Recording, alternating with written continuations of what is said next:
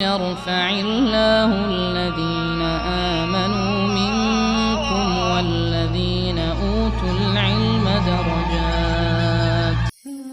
قرآن مجید کی کچھ آیتوں کا مصداق، ان کا انداز خطاب اس طرح سے ہے کہ گویا پروردگار اپنے کبریائی لب و لہجے میں مخلوقات کے سامنے چیلنج کر رہا ہو۔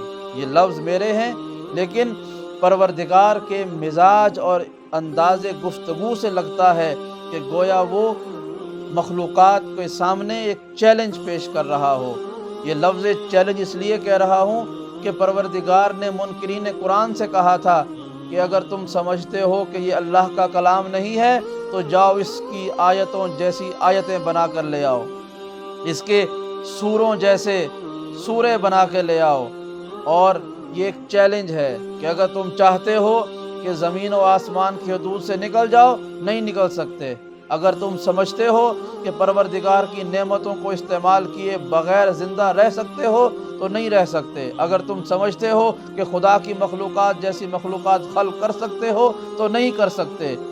یہ ایک مزاج ہے گفتگو کا، اور اسی مزاج میں تھوڑی سی تبدیلی کر کے فرمایا بسم اللہ الرحمن الرحیم انا انزلناہ فی لیلۃ القدر، کہ بے شک ہم نے اس کتاب کو شب قدر میں نازل کیا۔ اور جو اگلا جملہ ہے اس سورت کا، فرمایا وما ادراک ما لیلۃ القدر، اور اے پڑھنے والے تجھے تو پتہ ہی نہیں ہے، تو کیا جانے کہ لیلۃ القدر کیا ہے۔ یعنی ایک مزاج میں پروردگار فرما رہا ہے تمہیں نہیں پتہ کہ یہ لیلۃ القدر کیا ہے۔ یہ مزاج ذہن میں رکھیے کہ پڑھنے والے نہیں سمجھ سکتے کہ لیلۃ القدر کیا ہے۔ اور ہمارے اور آپ کے چھٹے امام حضرت امام جعفر صادق علیہ السلام نے ایک مرتبہ مدینے کی مسجد میں سینکڑوں اور ہزاروں لوگوں کے سامنے گفتگو کرتے ہوئے فرمایا کہ میری جدہ فاطمۃ الزہرا کا ایک لقب ہے لیلۃ القدر۔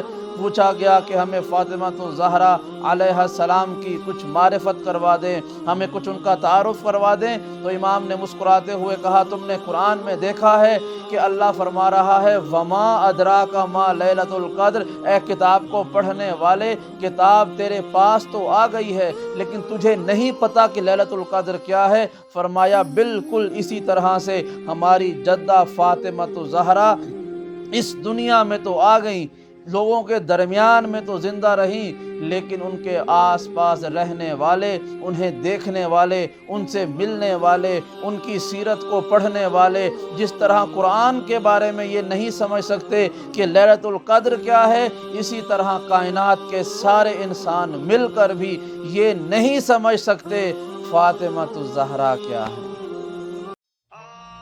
يرفع الله الذين